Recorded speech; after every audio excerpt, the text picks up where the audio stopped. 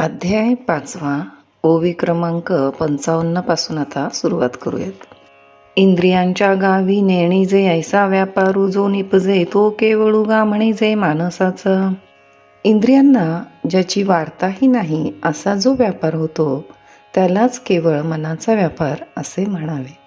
योगिये तोही करीती परी कर्मे ते न बंधिजती जे सांडिली आहे संगती अहंभावाची.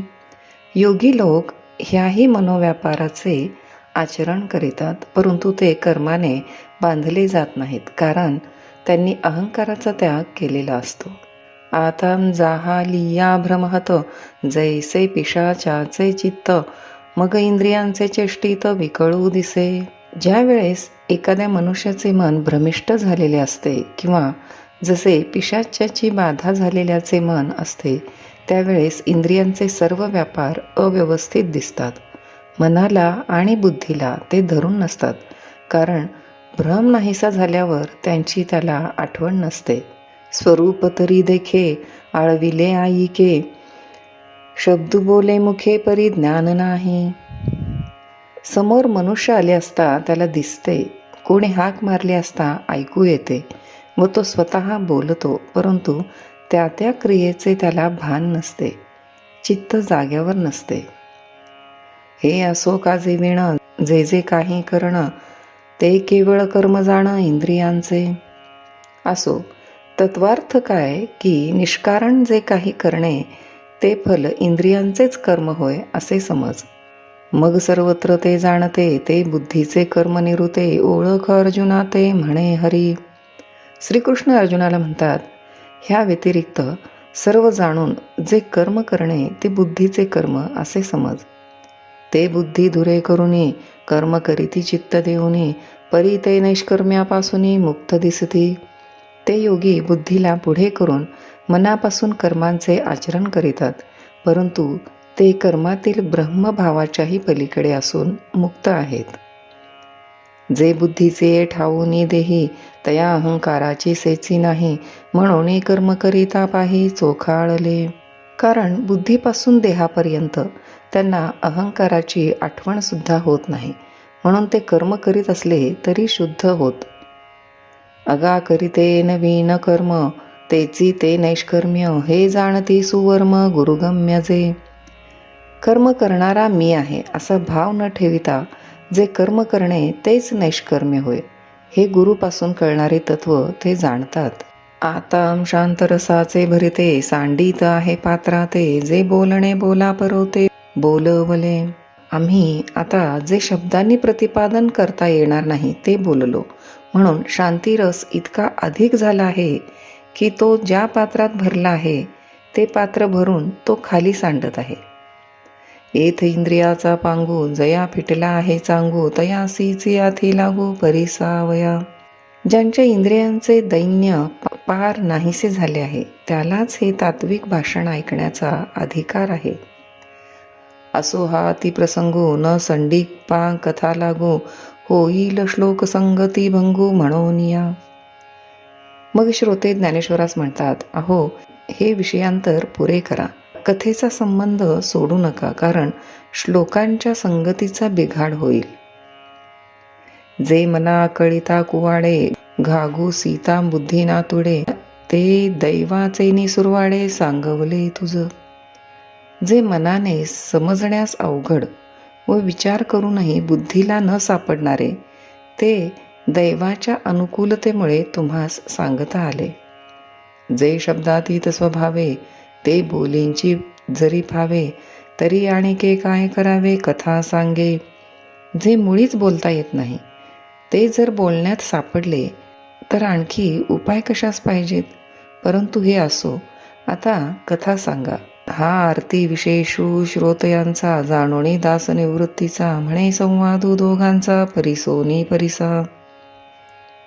ऐकणारांची ही उत्कट इच्छा जाणून निवृत्तीदास ज्ञानदेव म्हणाले, दोघांचा संवाद जो एवढा वेळ ऐकला त्याचे मनन करून पुढे तोच ऐका.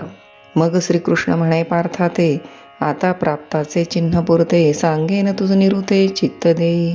मग श्रीकृष्ण पार्थाला म्हणाले, पूर्ण ब्रह्मनिष्ठाला ओळखण्याचे खरे चिन्ह कोणते ते मी सांगतो, चांगले लक्ष दे. श्लोक 12. युक्तः कर्म फलं त्यक्त्वा शांतिमाप्नोति नैष्ठिकीम् अयुक्तः कामकारेण फले सक्तो निबध्यते. अर्थात ही कर्मे ईश्वरासाठी आहेत, माझ्या फलासाठी नव्हेत असे समजून मनात शांत असलेला मुमुक्षू कर्मांच्या फलाला सोडून निष्ठांच्या क्रमाने प्राप्त होणाऱ्या मोक्षाख्य शांतीस प्राप्त होतो. पण जो मनात असमाहित अशांत असतो तो कामाच्या योगाने प्रेरित झाल्यामुळे फलांमध्ये आसक्त झालेला असा होतो, अत्यंत बद्ध होतो. तरी आत्मयोगी आथिला जो कर्मफळाशी विटला तो घररी घोनीवरिला शांती जगी. हे पहा, आत्मज्ञानाने जो पूर्ण भरला व ज्याला कर्मफलाचा अगदी वीट आला त्याला या जगामध्ये घरी बसल्याच शांती येऊन वरते, प्राप्त होते. येरू कर्मबंधे किरीटी अभिलाषाची या गांठी कळा असला खुंटी फळभोगाच्या. अर्जुना, दुसरा जो संसारी तो कर्मबंधाने बांधला जाऊन अभिलाषाच्या गाठीने फलभोगाच्या खुंट्याला बळकटपणे बांधला जातो. श्लोक 13. सर्व कर्माणि मनसा संन्यस्यास्ते सुखं वशी नवद्वारे पुरे देहि नैव कुर्वन्न कारयन्. अर्थात जितेंद्रिय देहवान आत्मा मुमुक्षू नित्यादी सर्व कर्मे मनाने सोडून 9 द्वारांनी युक्त अशा पुरात शरीरात स्वतः काही एक न करीत व दुसऱ्याकडून काही न करवीत सुखाने राहतो. जैसा फळाची हवे तैसे कर्म करिया घवे मग न किजेची येणे भावे उपेक्षी जो. फलेच्छेने कर्माचरण करणाऱ्यांप्रमाणे जो सर्व कर्मे यथासांग करीतो परंतु त्या कर्माचा मी करता नव्हे असे समजून कर्मांचा त्याग करीतो त्या पुरुषाची काय योग्यता सांगावी. तो जयाकडे वासू पाहे ते उती सुखाची सृष्टी होय, तो म्हणे ते थर आहे महाबोधू. तो पुरुष जिकडे जिकडे पाहतो तिकडे तिकडे सुखमय सृष्टी होते आणि तो म्हणेल तेथे ब्रह्मज्ञान उभे राहते. नवद्वारे देही तो असतोची परी नाही, करी तुची न करी फल त्यागी. एक फलाची इच्छा धरली नाही म्हणजे तो नवद्वारांच्या देहात असूनही नसल्यासारखा आहे आणि सर्व कर्मे करूनही त्याने ती न केल्याप्रमाणे आहेत. श्लोक 14. न कर्तृत्वं न कर्माणि लोकस्य सृजति प्रभुः न कर्मफल संयोगम स्वभावस्तु प्रवर्तते. अर्थात आत्मा लोकांचे कर्तृत्व तू अमुक कर असे म्हणून निर्मित नाही. रथ, घट, मोठा वाडा इत्यादी कर्त्याला अतिशय इष्ट असलेले पदार्थ उत्पन्न करीत नाही आणि रथादी पदार्थ करणाऱ्या कर्त्याला त्याच्या फलांशी संयुक्त करीत नाही, तर अविद्यारूप माया प्रकृती प्रवृत्त होते. जैसा काम सर्वेश्वरू पाहिजे तव निर्व्यापारू परी तोची रची विस्तारू त्रिभुवनाचा. जसा ईश्वर पाहिला असता अकर्ता आहे परंतु मायोपाधीचा आरोप त्याच्यावर केला म्हणजे या त्रिभुवनाचा विस्तार तोच करीतो असे दिसते. आणि करता ऐसे म्हणिपे तरी कवणे कर्मी न शिंपे जे हातू पाव न लिंपे उदास वृत्तीचा. आणि तो करता आहे असे म्हटले तर तो कोणत्याही कर्माने लिप्त होत नाही, कारण त्याची उदासीन वृत्ती असल्या कारणाने कोणतेही कर्म त्याला स्पर्श करीत नाही. योगनिद्रा तरी न मोडे अकर्तेपणा सळू न पडे परी महाभूतांचे दळवाडे उभारी भले. त्याच्या योगनिद्रेचा मुळीच भंग होत नाही व त्याच्या अकर्तेपणालाही घडी लागत नाही, म्हणजे अकर्तेपणा मोडत नाही, पण तो महाभूतांच्या समुदायांची उत्तम उभारणी करीतो.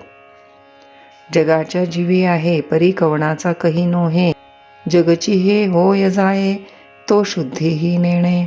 पाहायला लागले तर ह्या जगात प्राणीमात्राच्या ठिकाणी हा आहे परंतु केव्हाही कोणाचा नसतो आणि हे जगत उत्पन्न होते व लयास जाते याची त्याला वार्ता देखील नसते.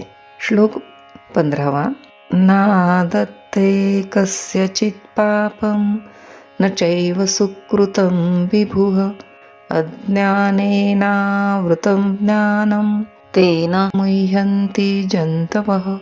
अर्थात सर्वव्यापी आत्मा कोणाचे पाप स्वतः घेत नाही आणि कोणाचे पुण्यही घेत नाही.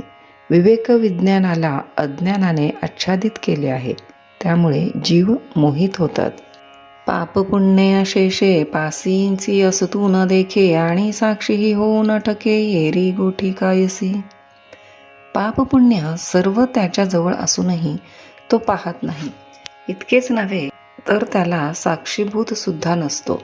मग दुसऱ्या गोष्टीबद्दल कशाला विचारावे. पै मूर्तीचे निमेळे तो मूर्तची होऊनी खेळे परी अमूर्तपण न मिळे दादुलयाचे. परंतु मूर्ती धारण करून तो देहाच्या बरोबर खेळतो, अवतार घेऊन जगामध्ये वावरतो, परंतु त्या प्रभूचे निराकारपण मोडत नाही. तो सृजी पाळी संहारी ऐसे बोलती जे चराचरी ते अज्ञान गावधारी पंडू कुमरा. असे असता अर्जुना, तो चराचर सृष्टी उत्पन्न करतो, पालन करतो आणि संहार करतो असे जे लोक म्हणतात ते सर्व अज्ञानामुळे म्हणतात असे समज. श्लोक 16. ज्ञानेन तु तदज्ञानम् येषां नाशीतमात्मनः तेषामादित्यवदज्ञानं प्रकाशयति तत्परम्. अर्थात पण ज्यांचे ते आत्म्याविषयीचे अज्ञान आत्म्याच्या ज्ञानाने नष्ट केले आहे, त्यांचे ते ज्ञान सूर्याप्रमाणे परमात्म्याला प्रकाशित करते.